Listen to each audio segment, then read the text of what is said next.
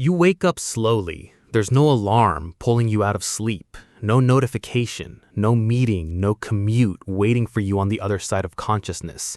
Just light, pale and golden, filtering through the trees above your head. This is how your day begins, and it has almost nothing to do with how your day begins now. For roughly 300,000 years, this was the default human morning. Not a vacation, not a weekend. Every single day for the vast majority of human history, this was simply what being alive looked like. So what did you actually do? Not what you think. Most people, when they imagine ancient human life, picture something brutal, constant danger, desperate scrambling for food, a life defined entirely by survival, running, hunting, fighting, starving. The phrase nasty, brutish, and short floats around like a fact, but it wasn't a fact. It was philosophy. Thomas Hobbes wrote that in 1651, describing a hypothetical state of nature he had never witnessed. He made it up. The actual evidence tells a very different story. In 1966, a landmark gathering of anthropologists met in Chicago for what became known as the Man the Hunter Conference. The findings that came out of it would quietly upend everything most people assumed about prehistoric life.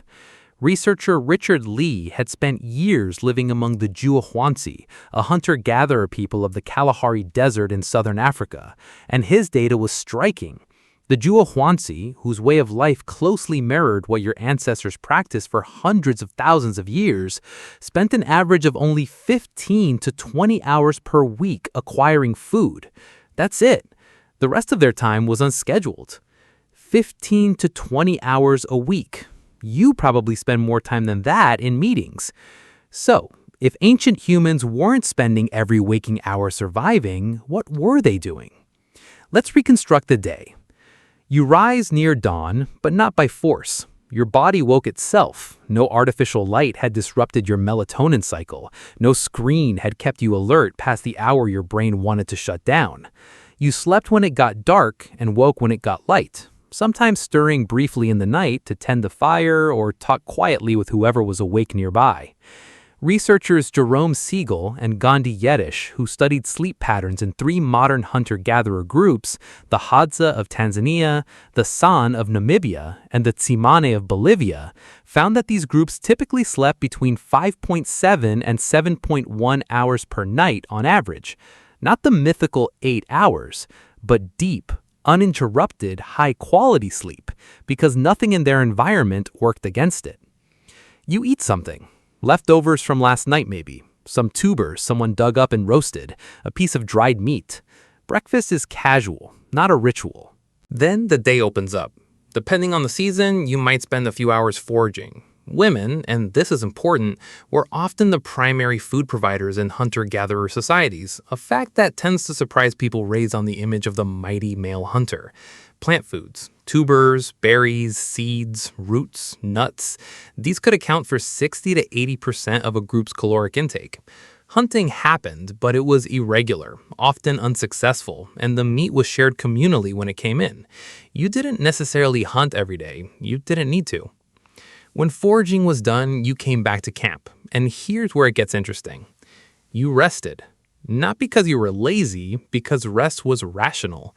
Anthropologist James Suzman, who spent decades studying the Juahuansi of Namibia, described their relationship with time as something modern people find almost incomprehensible.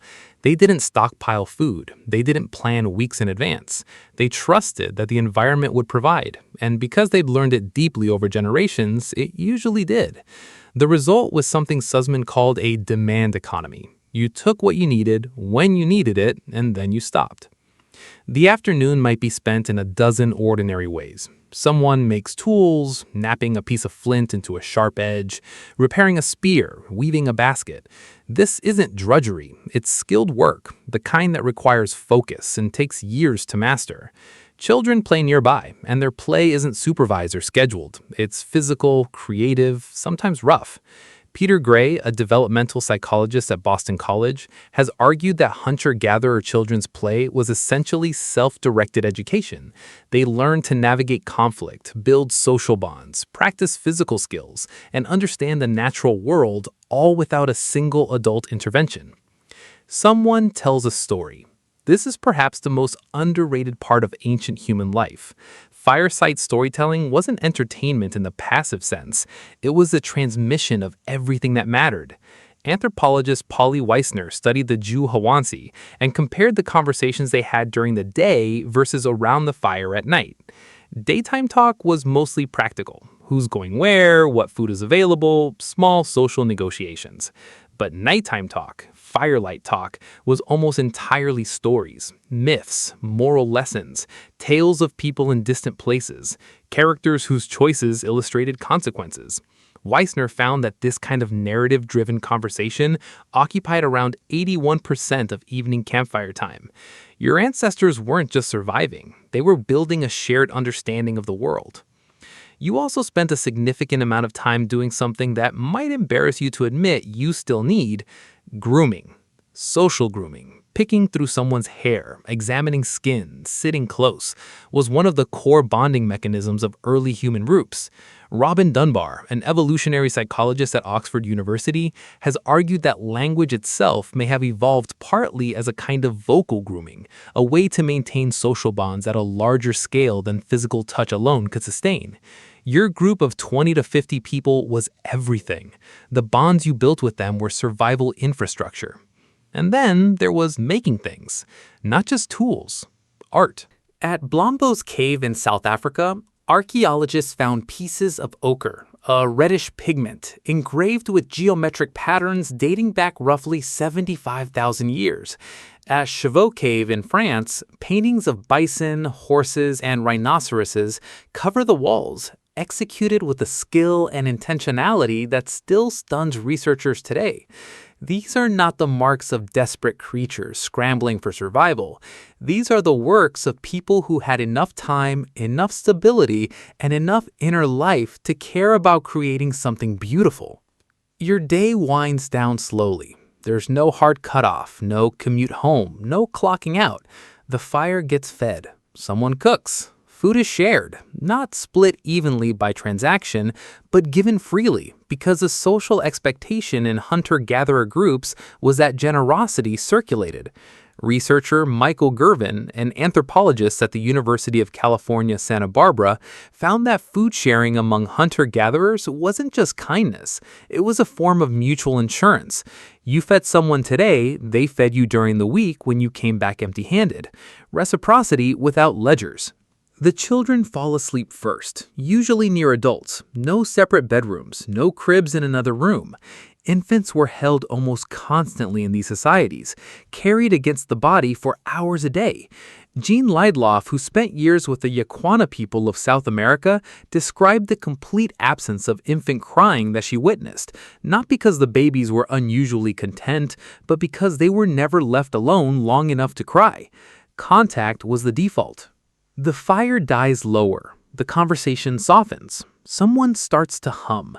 The stars above the open sky are dense enough to navigate by, and you know their names. Not the scientific ones, but the names your grandmother's grandmother gave them. The stories threaded through their patterns. You sleep. Here's the counterintuitive part. Everything we've just described, the leisure, the rest, the socializing, the stories, the art, the shared food, the constant physical contact, was not a luxury your ancestors enjoyed despite the hardness of their lives. It was the structure of their lives. Marshall Salins, one of the most influential anthropologists of the 20th century, described hunter-gatherer societies as the original affluent society, not because they had more, but because they wanted less. Their needs were calibrated to what their world could provide. Then agriculture happened, and the deal changed. Farming tied you to land. Land required defense. Defense required hierarchy. Hierarchy required labor. Archaeological records show that when populations transitioned from foraging to farming, average working hours increased dramatically, average physical health declined. Skeletons show smaller stature, more dental decay, more signs of nutritional stress, and the variety of food consumed dropped sharply. You went from eating 50 to 100 different plant species across a season to eating a handful of cultivated crops. You got stability, you got surplus, you also got 12-hour workdays. The ancient human day wasn't defined by struggle, it was defined by rhythm: work, rest, story, fire, sleep, in proportions that your nervous system was built for, because your nervous system was built in them. And here's what that means for you now. When you feel inexplicably drained after a day of back-to-back screens and no sunlight and no conversation that wasn't transactional, that's not weakness. That's a 30,000-year-old operating system running on the wrong inputs. When you find yourself craving a long meal shared with people you trust, or a fire, or a story told slowly in the dark, or a day where nothing specific has to happen, you're not being unproductive. You're being human. You wake up slowly. No alarm, no schedule, no meeting waiting for you. For 30,000 years, this wasn't a dream. It was Tuesday.